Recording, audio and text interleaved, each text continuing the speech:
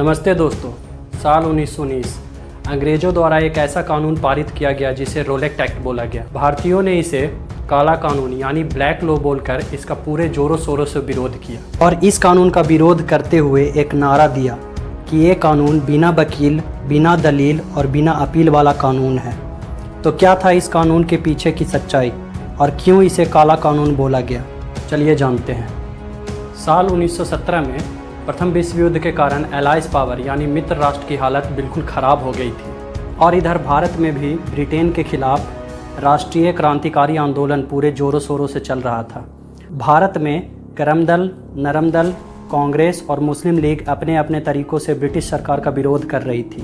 तब ब्रिटिश प्रधानमंत्री Lord George ने भारत की जनता को सांत्वना देने के लिए एडविन मोंटेग्यू को भारत का सचिव नियुक्त किया। मोंटेग्यू को भारतीय राष्ट्रीय भावनाओं का समर्थक माना जाता था। 20 अगस्त 1917 को मोंटेग्यू ने ब्रिटिश संसद में एक घोषणा किया था कि ब्रिटिश सरकार की नीति है कि शासन के प्रत्येक भाग में भारतीयों का सहयोग लिया जाएगा और ब्रिटेन के साथ साथ भारत का भी विकास किया जाएगा। और इसी योजना के आधार पर भारत में गवर्नमेंट ऑफ इंडिया एक्ट 1919 पारित किया गया। इस समय भारत के वाइसराय लॉर्ड चेम्सफोर्ड थे और भारत सचिव एडविन मोंटेग्यू थे। इसीलिए गवर्नमेंट ऑफ इंडिया एक्ट को मोंटेग्यू चेम्सफोर्ड सुधार भी बोला जाता है। इस कानून द्वारा जहां तक एक तरफ भारतीयों के सामने राजनीतिक उदारता का परिचय दिया जा रहा था, वहीं दूसरी तरफ भारतीय क्रांतिकारियों का कठोरतापूर्वक अंत भी किया जा रहा था। और इसी उद्देश्य से 19 मार्च 1919 में एक कानून पारित किया गया अंग्रेजों द्वारा, जिसे रोलेट एक्ट बोला गया। इस कानून द्वारा कभी भी किसी को भी सिर्फ संदेह के आधार पर गिरफ्तार कर लिया जाता था। इस कानून को भारतीयों ने काला कानून यानी ब्लैक लॉ बोलकर इसका विरोध किया और साथ ही साथ नारा दिया कि ये कानून बिना वकील, बिना दलील और बिना अपील वाला कानून है। महात्मा गांधी ने भी इस कानून का विरोध किया और गांधी जी के सुझाव पर कांग्रेस ने पूरे देश में 6 अप्रैल 1919 को इस कानून के विरोध में हड़ताल करवाया, जिसके चलते दिल्ली, अमृतसर, लाहौर, मुल्तान, अहमदाबाद में अत्यधिक हड़ताल किए गए। उस समय सबसे ख़राब स्थिति पंजाब में थी क्योंकि वहाँ के प्रदर्शनकारियों पर अंग्रेजी सरकार ने खुलेआम गोलियां चलवाई थी। गांधी जी ने जब वहाँ की घटना जानने के लिए पंजाब जाने की योजना बनाई, तब उन्हें 8 अप्रैल 1919 को गिरफ्तार करके बम्बई की एक जेल में डाल दिया गया।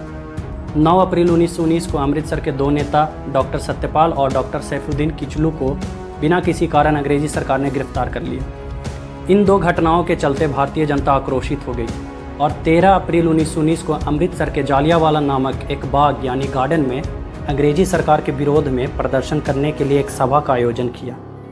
और जब भारतीय लोग वहां पर प्रदर्शन कर रहे थे, तब जनरल डायर, जिसका पूरा नाम रेजिनाल्ड एडवर्ड हैरी डायर था, अपने सैनिकों के साथ वहां पहुंचा और सभा को गैरकानूनी घोषित कर दिया। और सभा को गैरकानूनी घोषित करने के बाद प्रदर्शनकारियों पर अंधाधुंध गोलियां चलवाई, जिसके कारण असंख्य भारतीय प्रदर्शनकारी मारे गए। इस घटना के बाद रविन्द्रनाथ टैगोर ने ब्रिटिश सरकार द्वारा दी गई नाइटहुड और सर की उपाधि त्याग दी। महात्मा गांधी ने भी कैसरे हिंद की उपाधि त्याग दी और सर शंकरन नायर ने गवर्नर जनरल कार्यकारी परिषद से भी अपना त्यागपत्र दे दिया। जालियांवाला बाग हत्याकांड की जांच करने के लिए अंग्रेजों ने एक समिति बनाई जिसे हंटर समिति बोला गया।